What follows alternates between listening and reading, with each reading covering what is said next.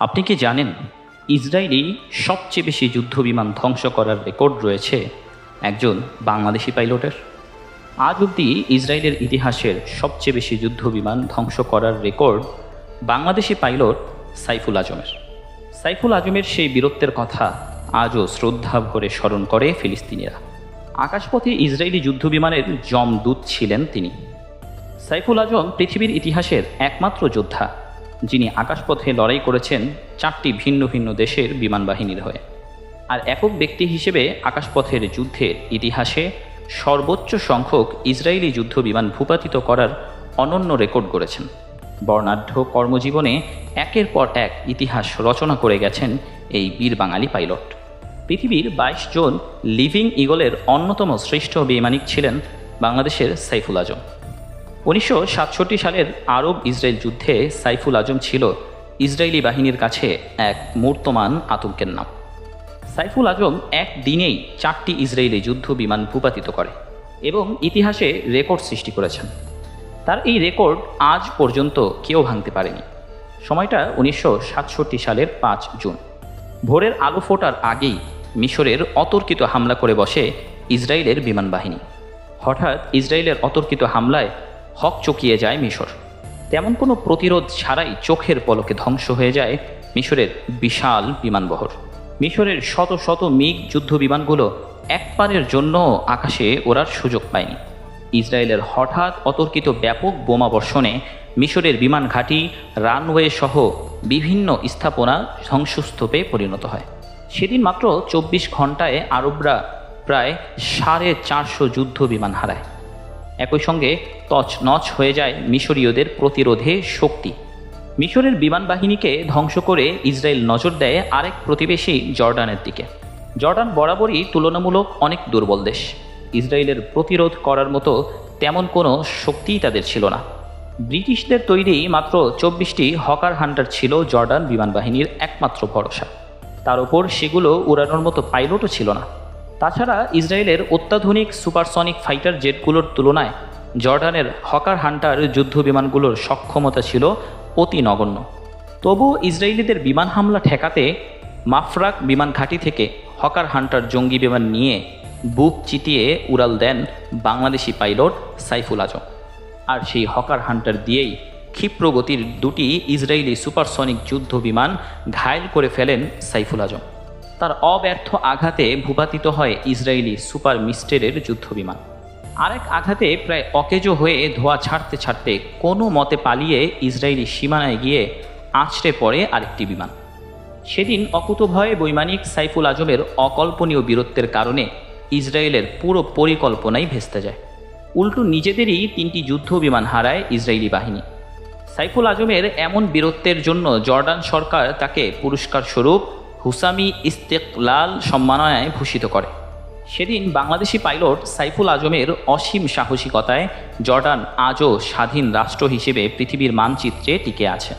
যদি সেদিন সাইফুল আজম ইসরায়েলি আক্রমণ রুখে দিতে ব্যর্থ হতেন, তাহলে আজকে জর্ডান নামের পৃথিবীর বুকে কোনো রাষ্ট্র থাকতো না। জর্ডান পুরোপুরি ইসরায়েলের দখলে চলে যেত। জর্ডান রক্ষা করার পরদিনই তার দায়িত্ব পড়ে ইরাকের রাজধানী বাগদাদ বিমান ঘাঁটিতে। সেখানে তার অসাধারণ কৃতিত্বে ইরাকি বৈমানিক দলের কাছে চরমভাবে পরাজিত হয় ইসরায়েলিরা। 7 জুন ইরাকের বাগদাদ ও আল ওয়ালিদ ঘাঁটি রক্ষা করার দায়িত্ব পড়ে এক ইরাকি বৈমানিক দলের কাঁধে। আর সাইফুল আজম সেই দলের অধিনায়ক। সেদিন 4টি ভেটর বোম্বার ও 2টি মিরেজ 3C জঙ্গি বিমান নিয়ে আক্রমণ চালায় ইসরায়েল।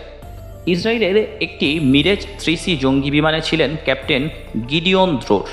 ইসরায়েলি ক্যাপ্টেন দ্রোরের গুলিতে নিহত হন সাইফুল আজমের উইংম্যান এবং তার হামলায় ভূপাতিত হয় 2টি ইরাকি বিমান। কিন্তু পরক্ষণেই এর উপযুক্ত জবাব দেন সাইফুল আজম। তার অব্যর্থ টার্গেটে পরিণত হয় ইসরায়েলি বিমান বাহিনীর ক্যাপ্টেন দ্রোরের মিরেজ 3C ফাইটার জেট। সে আঘাতের পর বাঁচার উপায় না পেয়ে যুদ্ধবন্দী হিসেবে ধরা দেন ক্যাপ্টেন দ্রোর। ইসরায়েল তাদের এই ক্যাপ্টেনকে মুক্ত করতে তাদের কারাগারে আটক থাকা সহস্রাধিক জর্ডান ও ইরাকের সেনাকে মুক্তি দিতে বাধ্য হয়। আরব ইসরায়েল যুদ্ধের প্রথম 72 ঘন্টার মধ্যেই সাইফুল আজম একটি অনন্য রেকর্ড তৈরি করেন।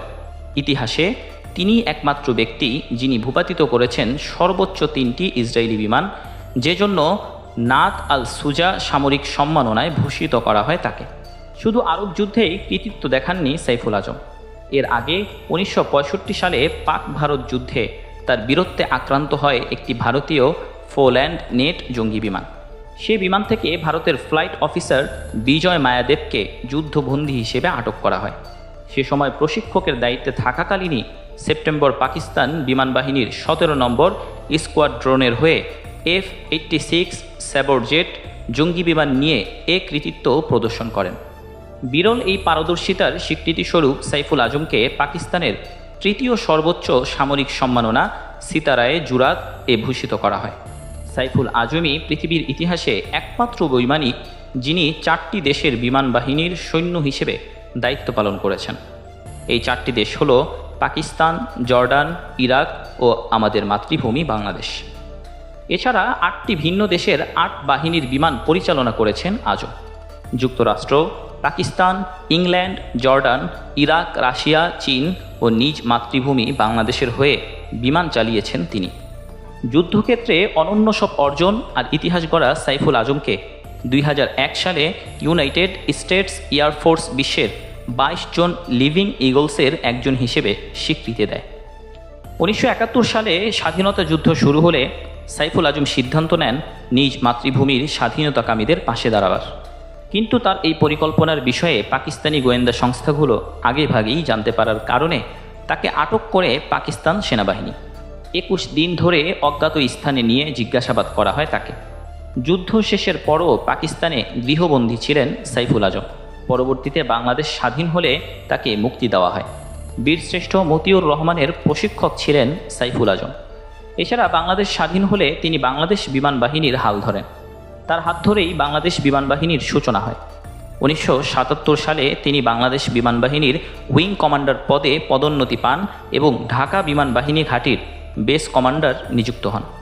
1980 সালে সাইফুল আজম বাংলাদেশ বিমান বাহিনী থেকে গ্রুপ ক্যাপ্টেন পদে অবসর গ্রহণ করেন। 1991 সালে বাংলাদেশ জাতীয়তাবাদী দল বিএনপির রাজনীতিতে যোগ দেন সাইফুল আজম। পঞ্চম ও ষষ্ঠ জাতীয় সংসদ নির্বাচনে তিনি পাবনা 3 আসন থেকে 2 দফায় সংসদ সদস্য নির্বাচিত হন। দেশপ্রেমিক অকুতোভয় এই সৈনিক 2020 সালের 14 জুন দুপুরে ঢাকায় CMH হাসপাতালে শেষ নিঃশ্বাস ত্যাগ করেন। প্রতি বছর তার মৃত্যু তারিখকে ফিলিস্তিনবাসী শ্রদ্ধা ভরে স্মরণ করে। ফিলিস্তিনি অধ্যাপক নাজির শৌকরি বলেন, সাইফুল আজম ফিলিস্তিনকে ভালোবাসতেন এবং জেরুজালেমের স্বার্থে লড়াই করেছিলেন। মহান আল্লাহ এই বীরকে জান্নাতুল ফেরদাউস নসিব করুন। তো বন্ধুরা, আপনার কি মনে হয় বাংলাদেশ বিমান বাহিনীতে আজও এইরকম একজন সাইফুল আজম জন্মানোর সুযোগ আছে কি? আপনার মূল্যবান মতামত জানিয়ে দিন আমাদের কমেন্ট বক্সে। দেখা হবে পরবর্তী কোনো ভিডিওতে। সে পর্যন্ত ভালো থাকুন, সুস্থ থাকুন। আল্লাহ হাফেজ।